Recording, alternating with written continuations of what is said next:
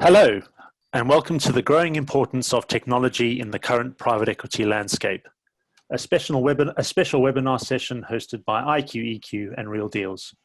I'm your host this afternoon, Nicholas Neveling, and thank you very much for dialing in. Private equity has always been an industry where you have to press the flesh if you are to be successful. Whether raising a fund or closing a buyout, relationships and personal contact matter. It is perhaps for these reasons that private equity hasn't always been the fastest to digitalize and automate, but as the asset class has globalized, and indeed the COVID-19 pandemic has placed restrictions on travel and personal interaction that has been unprecedented for the buyout industry, the shift towards digitalization within private equity has accelerated. In today's broadcast, we are going to look into how the use of technology in private equity has evolved, ask whether the COVID-19 lockdown will mark a long-term shift in how the asset class operates in the future, and explore some of the practical considerations for managers who have had remote working suddenly thrust upon them and their teams. And to discuss these topics, I'm joined this afternoon by 5 guests. My first guest is IQEQ's Head of Funds, Justin Partington. Justin leads his firm's global offering for alternative asset managers and has extensive experience in the operation, delivery, and marketing of fund and investment administration. Good afternoon, Justin. Lovely to speak to you this afternoon. Just a quick question to kick us off. Obviously, we've all increasingly come to rely on digital services, video calls, and the like through the lockdowns that have been introduced in response to COVID-19. If we look at it strictly from an infrastructure point of view, is it in fact technically possible to raise and close a private equity fund working entirely remotely? Thanks, Nicholas. It's obviously a good question in the current environment, and I think we've seen our clients and others in the industry approaching the technology slightly differently. What we're finding is that our clients who are using, say, video conferencing and Zoom calls, like the rest of us, are using it to maintain relationships and to complete processes that they had started pre the COVID-19 and pre-lockdown. But what we are hearing is that where there are either new fundraisings or new deals for portfolio investment, that those really are not getting off the ground without that initial personal, sort of in-person first contact. So it's something our clients and prospects are using technology to continue processes that were going on and to maintain relationships, but it's not quite enough to replace the sort of building of new relationships for the first time. I think it has a couple of practical implications. So where we've seen either clients doing a follow-on fund or a new side fund, it's less likely they're going to get that away without, say, a large number of re-ups from existing investors who they know and can maintain relationships with. So there's a prospect of perhaps starting smaller with a cornerstone or two they might have had from previous relationships, and then expand once the COVID situation returns a bit more to normal. And that might mean perhaps instead of a 12 or 18 month period to final close, perhaps longer periods we might start to see 24 to 36 months to final close, to allow time to come out of the current situation and have a longer time to first close. And I think the other thing I'd mention is we're seeing some quite creative solutions in this area, including some virtual cap intro spaces where rather than say just a one-day event, they're going to be sort of spread over a period of time, whereby you create a sort of safe space or water cooler space virtually for trying to simulate that cap introduction or connections, which might today happen more informally in a technology-based solution to allow us to drop in and I guess a virtual version of what used to be chat rooms to try and enable some of those conversations to keep going and spark new ideas and new relationships. Justin, thank you very much. Really interesting setting of the scene, as it were, and I'm sure we'll come back to a lot of those themes again later in our discussion. Thank you, Justin. My second guest is Neel Mehta, who is the CFO of the private equity business at asset manager DWS. Neel runs the firm's finance and accounting function and works alongside the senior investment team to drive growth and shape financial best practice. Neel, of course, was previously with Mayfair Equity Partners and also had a spell at Keyhaven Capital Partners, and he also sits on the BVCA Regulatory Committee. Great to have you with us this afternoon, Neel. I'd mentioned earlier in my intro how important personal interaction is in private markets, and again, Justin has alluded to how crucial that is, especially when new relationships are being formed. I just wanted to ask you how your organization has had to adjust in response to COVID-19 and how technology has helped the business to keep the wheels turning, as it were. Thanks very much, Nicholas. Yes, well, I think, technology has been critical in keeping the wheels turning. We've all had to, invoke business continuity procedures where, I'm sure all of us on the panel today, we're all working from home. We're having to deal with sensitive information. We're looking at, internet-based solutions for data sharing. There's been a number of different challenges, but technology has been absolutely fundamental, and we will talk about some of the risks and concerns around these for certain of these areas. For us, keeping that personal interaction with be it management teams, underlying GPs, LPs, prospective LPs, that's continued through audio and video conferencing. That's become the new normal, as it were. We've had a number of sessions with particularly with LPs around the existing portfolio, about COVID, how the analysis around the impacts, assessing health risks of key portfolio companies and liquidity concerns, where we hear that bank lending is drying up. So we've been able to maintain that that sort of personal contact through these video and audio conference mechanisms. Same goes with just keeping in contact with our team, people on the ground, weekly, twice weekly team meetings. These continue to occur, and again, all through the use of the technology that we all benefit from, with good internet speeds and good connectivity, and looking forward to the summer and beyond, where we're thinking about our AGMs. Again, as part of keeping the wheels turning, we'll be looking at video conferencing solutions to be able to host our annual general meetings for the various funds.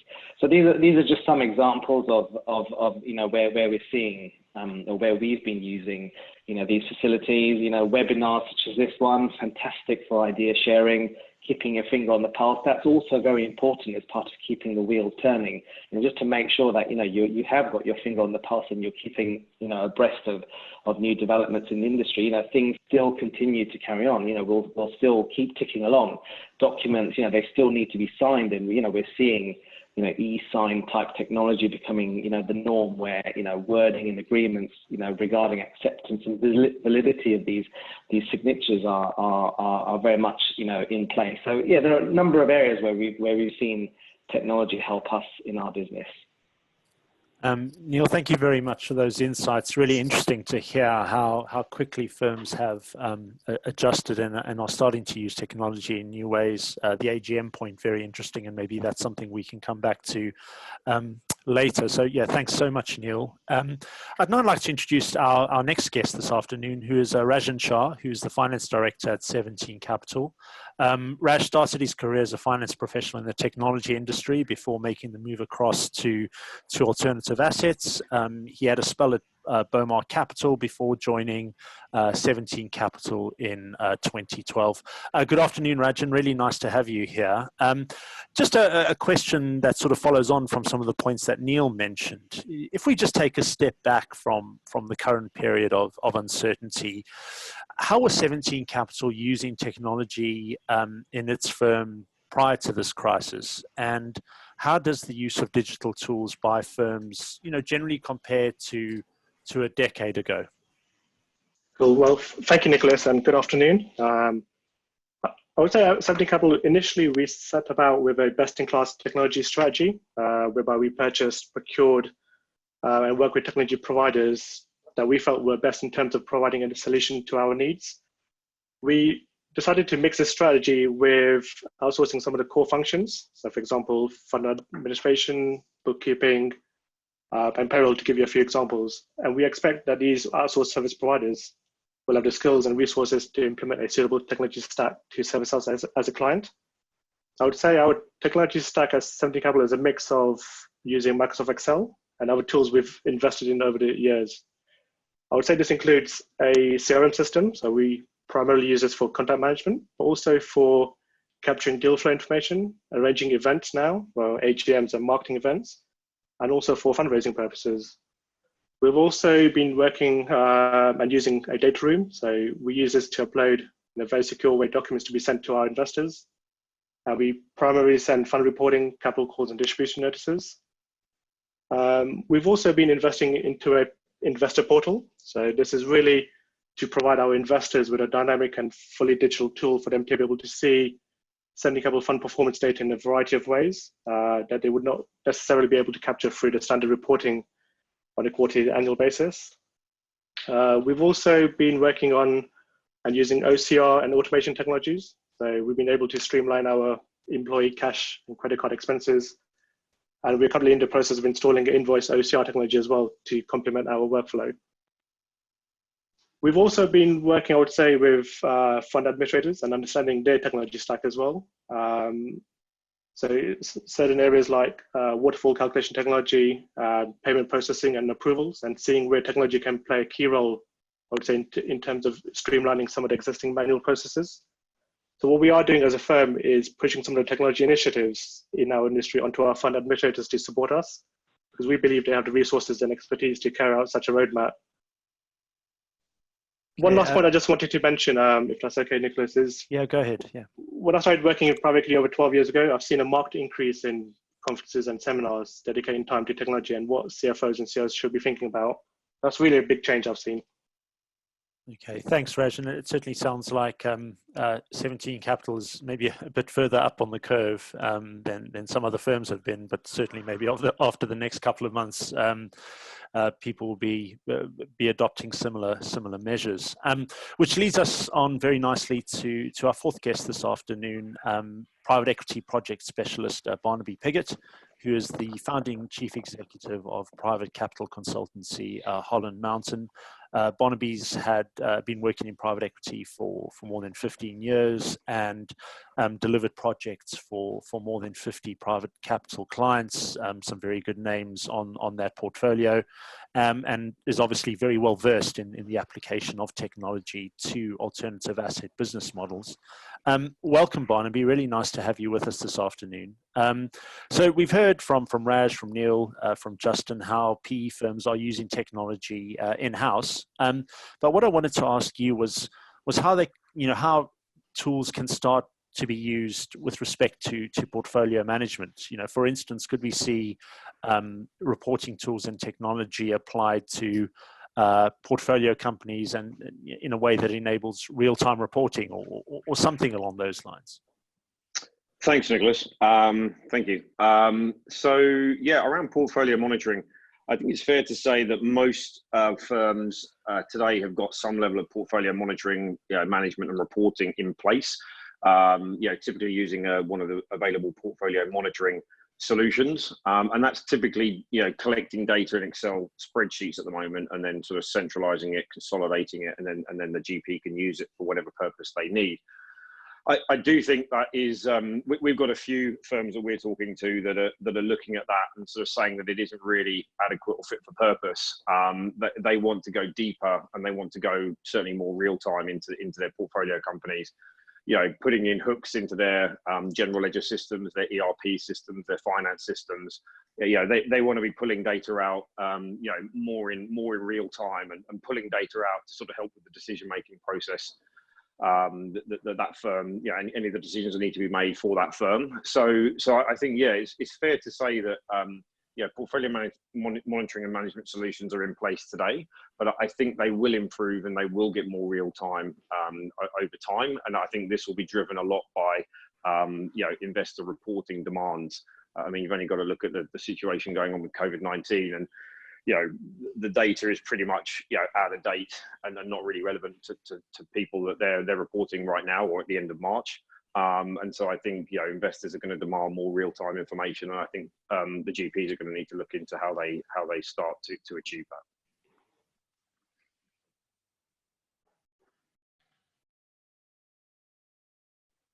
Sorry, I just lost my line there. Barnaby, just quickly to pick up on a point there. How far do you think Sure. The asset class generally is from being able to deliver that kind of real-time reporting? Is there a lot of investment and time, or is it something that can be I think relatively quickly? Sorry. Yeah, I think at the moment these are going to be quite bespoke projects, but you've only got to look at the finance solutions that are in place with the portfolio companies. I mean, they're going to be your Microsoft NAVs, your NetSuites, your Sages, etc. So these are fairly standard. Certainly on the finance side, these are fairly standardized packages. So being able to build out the connectors and then centralize that information across all your portfolio companies and being able to look at it in more real time is certainly very doable. It's not like all these systems are bespoke. So I think over time it will become more standardized and more easily available to firms. Okay, great. Thanks, Barnaby. Right. Well, it's also a pleasure to welcome IQ-EQ's Hugh Stacey to this afternoon's program. Hugh is the Executive Director of the IQ-EQ Investor Solutions business, which is a division dedicated to servicing the private markets portfolios of institutional investors with the latest technological platforms. Hugh was previously a captain in the British Army before starting a career in alternative assets in 2007, and is obviously well versed in a lot of the solutions and tech options open to managers. Hugh, good afternoon. Really nice to have you. So circling back to the use of technology by private equity firms themselves to execute their own operations. Raj pointed out that he has seen a big change, but from your point of view, how has technology changed and evolved the way GPs and LPs interact on a day-to-day basis, and what are the long-term implications of this for the GP-LP relationship? Thanks, Nicholas. So to answer your first part of your question, I think really I think it's a general evolution of the asset class as it's become more mainstream. The relationship between the GP and the LP has become more institutionalized. And what that has meant is that a lot of the fund managers are now looking at technology to improve the way they communicate, not only in terms of the quality and the content of the data, but also the frequency. So I think Barnaby touched on it a little bit earlier. At IQ-EQ, with our Investor Solutions division, we provide an end-to-end portfolio monitoring solution. And I think what Barnaby was saying was that a lot of it has to be pretty bespoke for that individual fund manager. So, initially we rolled that out thinking this was going to be for internal consumption and analysis for the fund manager. But more and more, and increasingly, especially with the current environment, we're having fund managers saying to us, can we allow our LPs access to this platform so they can see certain pertinent data points that we would like to share with them?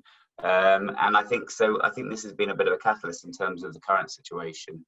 But I think this is just, it is a trend, and it's a trend which isn't going to go away. And I think, I think the frequency of reporting will change. The how we report, how fund managers report to their investors will change as well.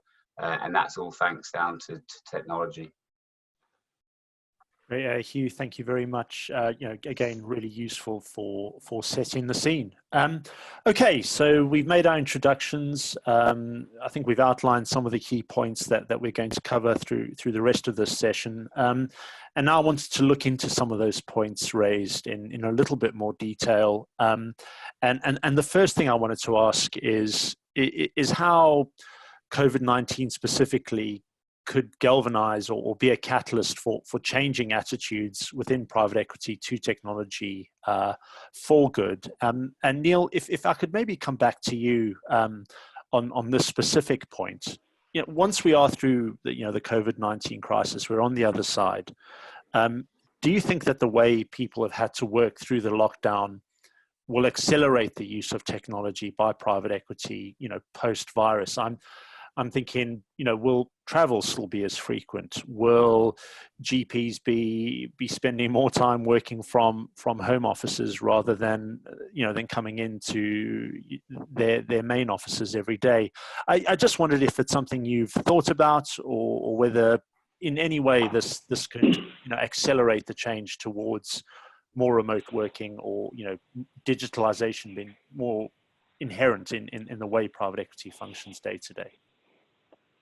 Yeah, thanks, Nicholas. It's a really interesting question, and I think we've all adapted over the last few weeks to remote working and making sure that we can still meet deliverables, meet LP demands, meet our fiduciary duties. And I'm sure a lot of private equity senior management teams out there will sit back and think about where can we focus our minds on creating efficiency, perhaps generating more revenue, or even looking at ways of saving cost.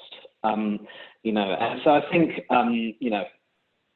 coming back to this idea of remote working, I reckon there are vast sums of rent that could be saved if we were all to move, or certain firms, or maybe all of us, were to move more towards hot desking and maybe not occupying such large offices and premises. I mean, we'll always need office space. We'll always that personal face-to-face interaction, be it in the office or going out traveling and meeting investors or prospective management teams, and you're looking at deals. There will always be a need for physical property and places to go. But I do think that there could be ways of certainly saving cost in terms of this hot desking idea. I do wonder whether firms will actually think about whether again, as part of the cost saving generation here, headcount. Do we is there a potential opportunity here to perhaps go more for outsourcing? To perhaps keep headcount down and look at ways of perhaps looking more towards third party service providers, be it for AI or be it for valuations or other such services. I do think we will probably all look towards better ways of keeping connected with investors and looking at investment opportunities. And again, coming back to your travel point, whilst there will fundamentally still be a need to travel and meet people face to face, I do wonder whether social platforms could be another sort of forum for for communication to continue to develop for that connectivity. So these are some of the things that I've been thinking about in terms of how the lockdown might accelerate the use of technology. I mean, I do think there are other areas where we could all focus, be it from a finance department perspective or more deal doing from the investment side. Just personally, I've been thinking about something that Raj just touched on payment technology. I mean, in our organization, getting through payments is such a manual process, and I'd like to see more investment in technology such as payment tech to find ways of generating efficiency. Just to make sure that from an operations perspective, it's more seamless, it's a bit more slick. And then just coming back to my original point on revenue generation, I think there's certainly going to be opportunities here to perhaps look at digitalization, for value creation opportunities. Again, just the use of tech more generally. I think we're all going to be focused on ways to improve. And just as we've seen over the last 10, 15 years, this huge increase in the use of technology, and certain firms are ahead of others. I think that trend will certainly continue, particularly with the large amounts of data that we're having to analyze, generated by portfolio companies. Okay. Raj, really interesting. Neel, really interesting there. And I think you've sketched out, some of the possibilities for how working within private equity and indeed generally could change. Raj, if I could come to you on this. So let's assume that remote working does become more spread. There's less time in the office. There's more reliance on technology to allow people to work remotely.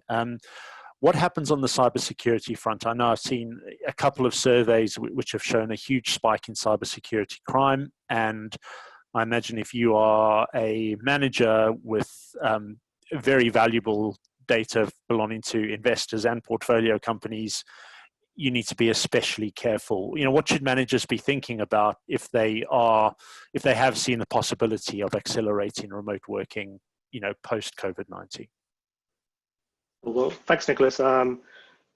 This is a great question because PE firms reacting to the disruptions caused by COVID-19 will primarily, and rightly so, be focusing on, I would say, 4 key areas. So understanding the impact on their portfolio, having regular and more communication with investors, ensuring adequate cash flow to meet their portfolio needs, and of course, maintaining operational within a remote workforce. At the same time, as you say, PE firms should also be concerned about potential increased cyber attacks. I strongly believe that this new remote working environment poses quite a few operational challenges to PE firms, and this includes data and information security. So how are staff accessing company data in a secure way, and also the use of different types of communication technology. So how are staff communicating with one another, but more importantly, how they're communicating with outside of the organization. So what are the key points I would say about good cybersecurity at any firm is not just about the IT firm that looks after you. It's also actually making sure it's everyone's job. And it starts at the board level. So this is really important because I think any form of data breach is likely to not just impact productivity, but also potential lawsuits or fines, and not to mention the reputational damage that it could cause.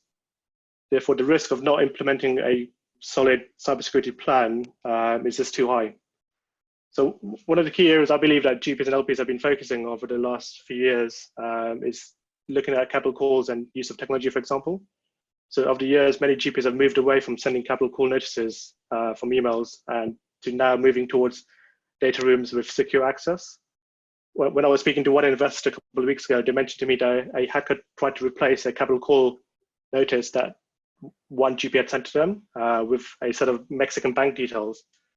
Of course, that arose suspicion to that investor because that GP was actually based in Luxembourg. So it's really just making sure everyone's a bit more vigilant in this kind of new working environment. And if I can just talk about some of the practical areas that firms should be thinking about is classic examples will be around changing passwords on a regular basis, because passwords are obviously the first line of defense against cyber criminals. Authentication, so making sure staff accessing company data in a secure way and enabling some form of multi-factor authentication as a minimum. So for example, what we do at 17 Capital is staff are only able to access the company's server and emails with 1, the Windows password, and 2, having a further code generated from their work phones.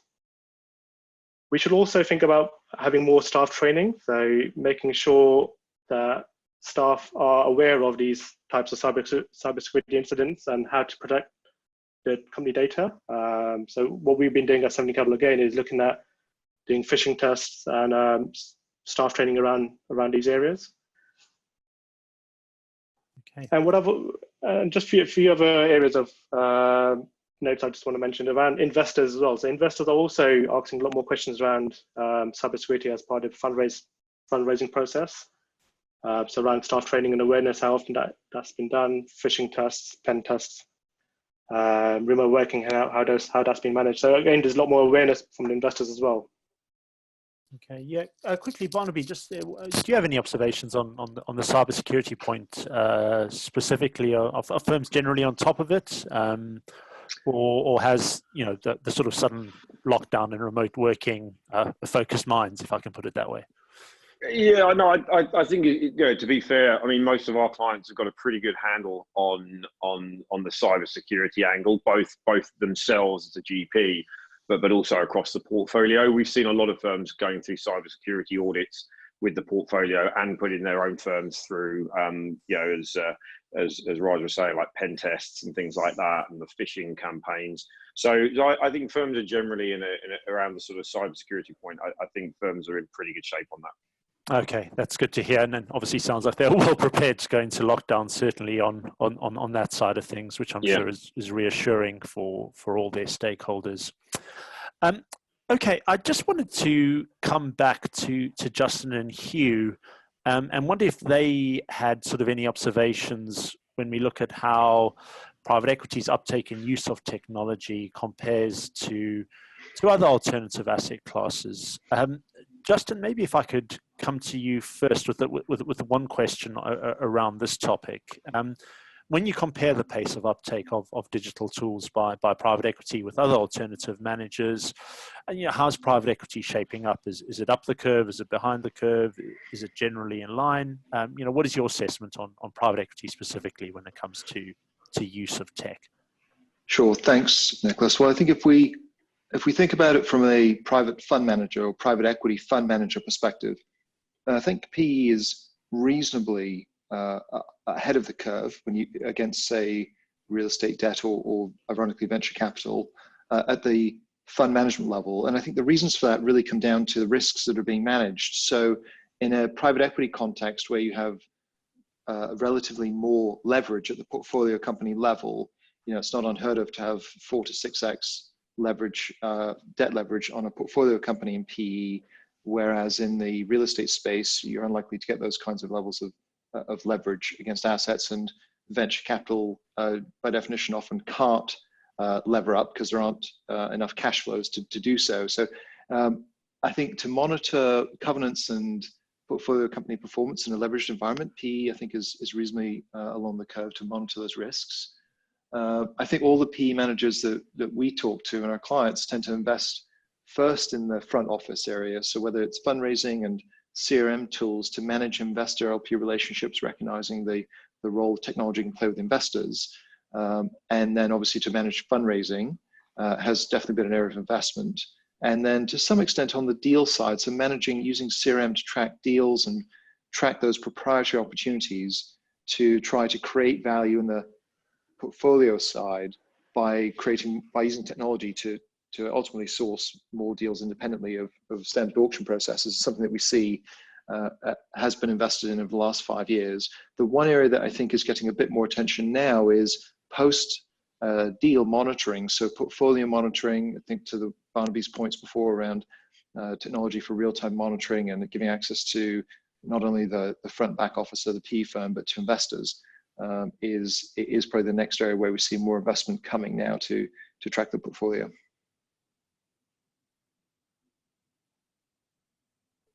Very interesting, Justin. Thank you.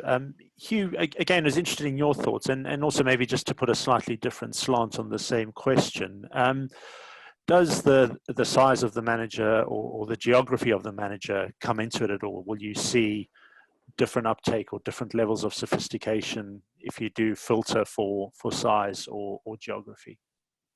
I think there's always going to be differences between the size of fund managers and how that sort of shows itself in terms of operations and technology, just because of economies of scale. Generally, private equity firms are fairly lean organizations, even if they're big in the industry in terms of name and prestige. But yeah, I think it's easier for larger fund managers to implement perhaps a portfolio monitoring software or a CRM system themselves, whereas for smaller managers it might be a pretty big undertaking and a huge cost, and also a lot of time and resources which could be best spent actually doing the deals. But I think in the long term, I think we're finding irrelevant of the size, people are now starting to look at technology and how they can utilize it for analysis on their current portfolios and also for future investments. So I tend to see that larger fund managers are doing things, implementing software themselves in-house, whereas the sort of mid to small size fund managers are actually looking to outsource this rather than having to build it themselves. So I think there's definitely that play in the market. Also, in terms of geography, whether you like it or not, a lot of you know, a lot of the trends that we see do normally stem from the US and then move eastwards from there. And again, from this perspective, I think the US, both the LPs and the GPs have been early adopters of technology. You know, I think Rajen was mentioning about carry modeling. We're seeing a lot of LPs trying to utilize technology as much as possible to help with their carry modeling for the investments they do into the funds. However, saying that, you know, in Asia, we're getting a lot of interest in our investor solutions offering, where fund managers, you know, want to get a better analysis on the underlying companies, and so, you know, I think it's just a general trend within the market. To be honest, I suppose, you know, unlike hedge funds, where, you know, often technology has been integral to sort of outperforming their peers, that's not necessarily the case with private equity. So perhaps that sort of had a bit of some sort of history and sort of effect on utilization of technology in the past. But as I said, as the asset class is becoming more and more mainstream, you know, so has the sophistication of utilizing technology.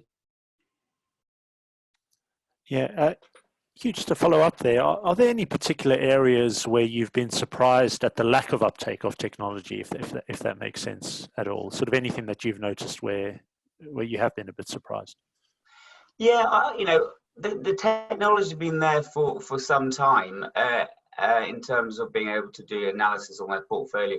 But I think you might have the best software available, and there's certainly a lot of software in the market for fund managers to choose from, and indeed LPs.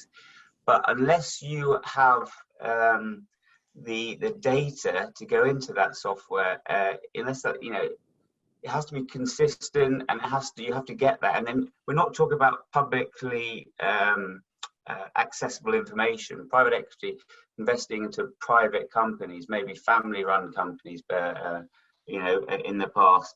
And I think gathering that data has been a big hurdle, and has probably prevented people using technology, because you still have to get that information, and that can be quite manual intensive. So you're having to rely on people to gather that information, also chase the underlying management teams of those companies, and, you know, the consistency and the quality of that data regions. So I think that's been a big hurdle for people. And I do think perhaps it's also been a bit difficult because a lot of the service providers haven't really looked at this as a sort of service offering, and we've maybe been a bit slow to provide this to the industry. So people have thought, well, the only way available for them is to buy the software. But as I said, that really is only half the equation.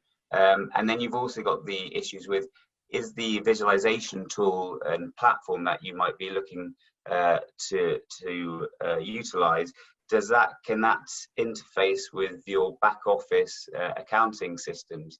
And there again, there needs to be some sort of manual input or some type of project management work around that, which again can be quite labor intensive, and therefore can be quite expensive depending on what sort of information you're looking to capture.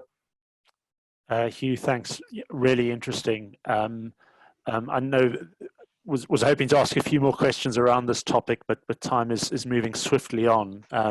So I'd just like to move on to another point, and this is something that both Justin and Hugh have alluded to, and it's the point around how GPs are using private equity as part of their strategic execution rather than just as an operational tool.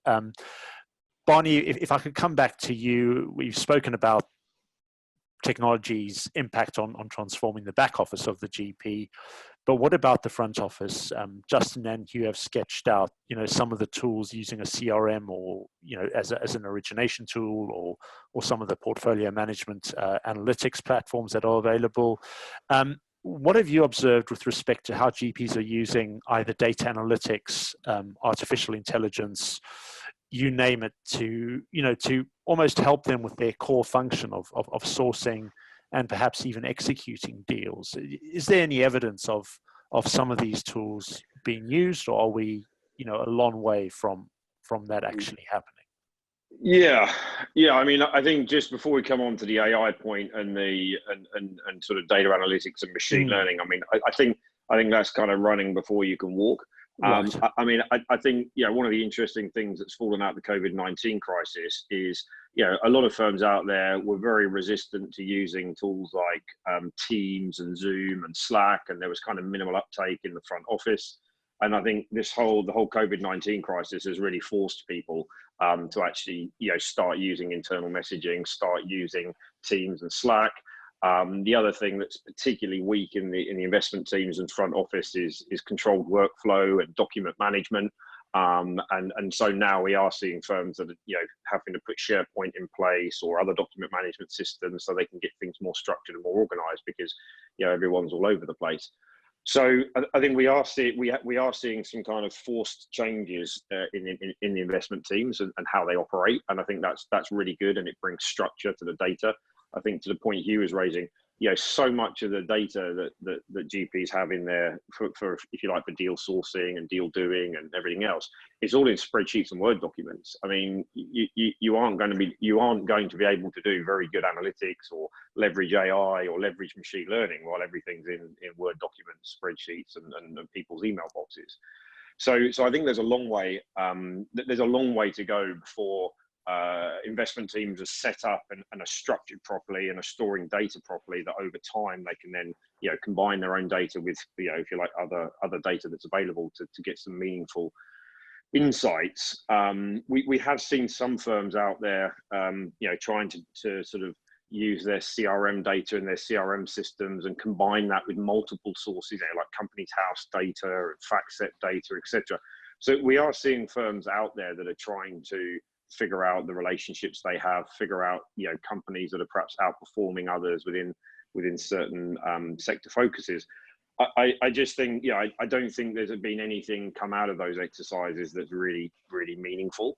So I think we're a way off there. But I mean, all I would say is that things are heading in the right direction. But right now, I think it's about better quality reporting, better quality MI. It is a little bit about data and analytics. It's about serving investors. It's less about using AI and machine learning to improve your either your investment process, or some people looking at trying to improve their fundraising capabilities. Okay, really interesting, Barnaby. So it sounds like still a long way to go. But maybe if I could just come back to Raj and Neel, and maybe Raj first. Obviously, there's still a long way to go, as Barnaby outlined. But have you considered or looked at any way that data analytics or AI could help you in your deal origination or valuation? Anything about the core function of an alternative asset manager. Is there anything you've seen that's caught your imagination or attention? Thank you, Nicholas, and definitely agree with what Barney said around larger PE houses starting to think about using AI and other tools to support the investment process. And that's probably because they've probably got huge amounts of resources to dedicate, and they'll probably have larger teams as well, larger tech-based teams. I still think most firms, say below 5 or 10 billion US dollars AUM, will still rely on traditional methods to generate deal flow. Just like us, we'll still be using Excel and other tools to support us with deal flow. I don't think we'll be using anything more creative than that anytime soon. Great, thanks, Raj. And Neel, I wondered, what, from your point of view, is there anything that maybe you're not using just yet, or not something you'll be using in the near to medium term, but anything that you've looked at that you've thought it has potential and could be a long-term tool that may come into the industry more? Yeah, thanks, Nicholas. I think, similar views to Barnaby and Raj just there. I think, we hear a lot about AI and machine learning, and they seem to be quite, buzzwords at the moment. But I think we are, some way off. But we do hear of, certain private equity firms out there at the larger end where they do have dedicated teams. They're using AI techniques in due diligence to map and analyze large volumes of data, perhaps to, compare to peers or develop insights into value creation, such as ESG. But I do think another area, and related to this is perhaps before, firms, invest in their own AI capability, that there may, before we get there, be more of a reliance on third-party AI specialists or AI providers, where they're providing, similar activities to all of those that I've just described, and perhaps, in the interim, there may be an opportunity to leverage off some of that capability, over the coming months, years, before sort of investing in sort of in-house capability. Okay, Neil, thank you. So it's obviously a long way to go, but it looks like third parties could provide a pathway to get there.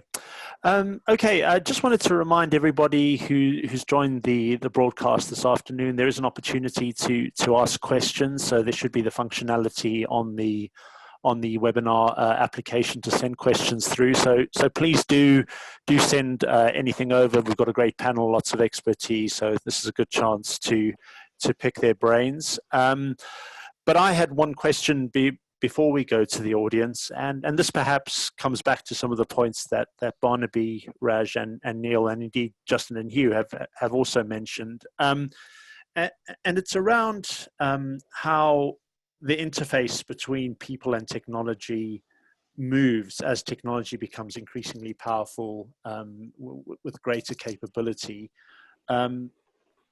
Is there still a long-term role for people, or in 20, 30, 40 years, however long it might be, could we see deals, due diligence, fundraising completely automated? If we don't go that far, will we see people in private equity, doing different kinds of things or focusing their time in different ways to what they're doing now? So lots of questions there. Justin, I know you've got some interesting thoughts on this. I know we've spoken about this before.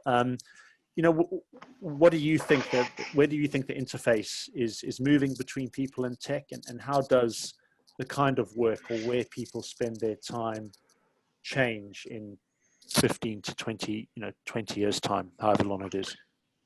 Sure. Maybe two things come to mind on this one, Nicholas. I think the first is obviously technology is just an enabler, but I think the extent to which technology has penetrated the private assets or private fund space is still pretty new, pretty early in that journey. And there are ways that technology could free up, whether it's robotic process automation or analysis or preparation of analysis, that really frees up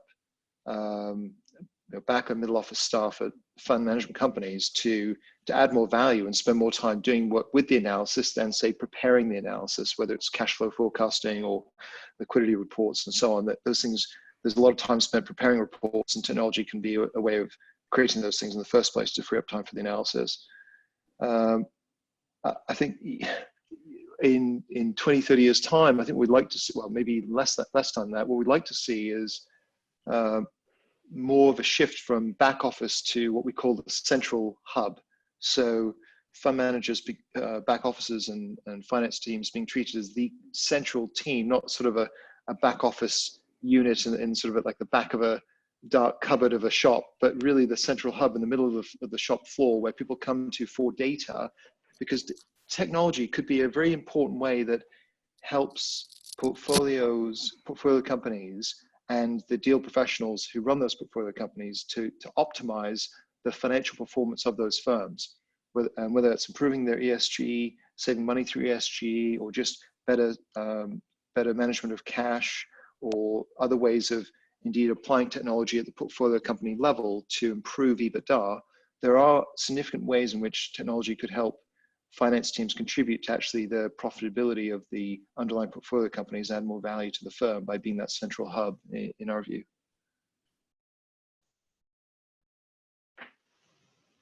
Really interesting, Justin. Neil, I was interested in your thoughts on that, especially that last point that Justin made about how the finance function goes from the back corner of the office into central to value creation and strategy execution. Is that something that chimes with you? Is that how you see things evolving?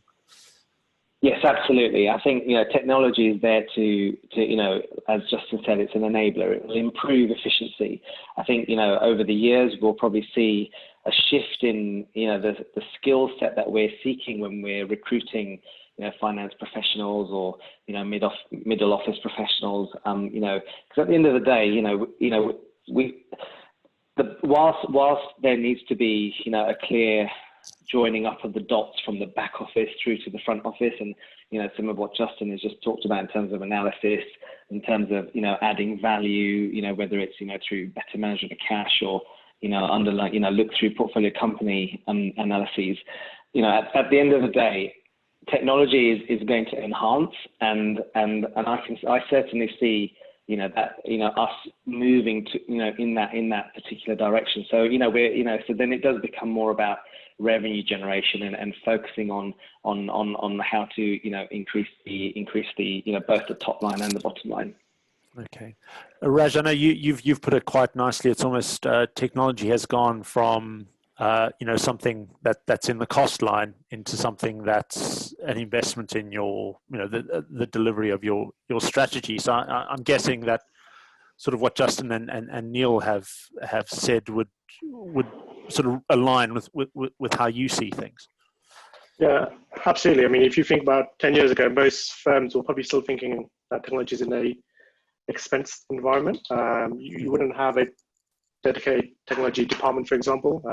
What we are seeing now is more people, or more firms starting to think about employing tech-related people and having that as a core function within the firm, sitting alongside finance, HR, and marketing as one of the back office functions, I would say. Okay, yeah, interesting.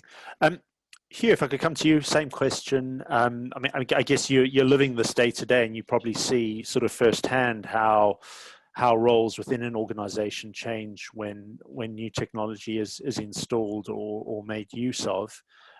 How do you see things evolving, and how does the skill set that organizations in private equity want from their people change as technology develops?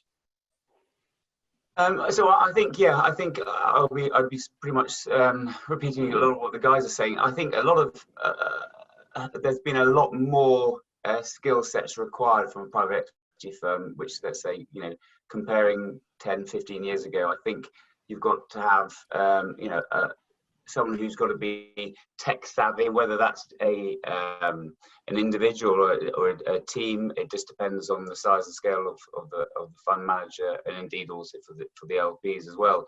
So I think there's going to be a broader spectrum of skill sets, because you're then going to have potentially people to train employees up on this, especially if there's going to be a lot more remote working from home and different hours, etc. So I think you will see a broader spectrum of skill sets, definitely in the PE sector.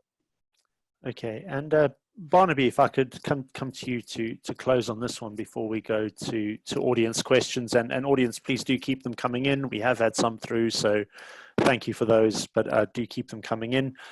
Barnaby, when you've worked on projects in the past, let's not look too far in the future.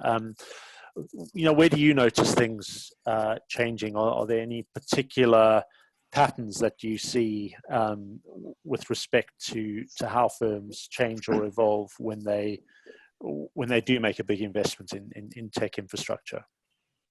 Yeah, I mean, I just got a couple of points to raise on this that sort of answer your question, but in line with what you asked originally.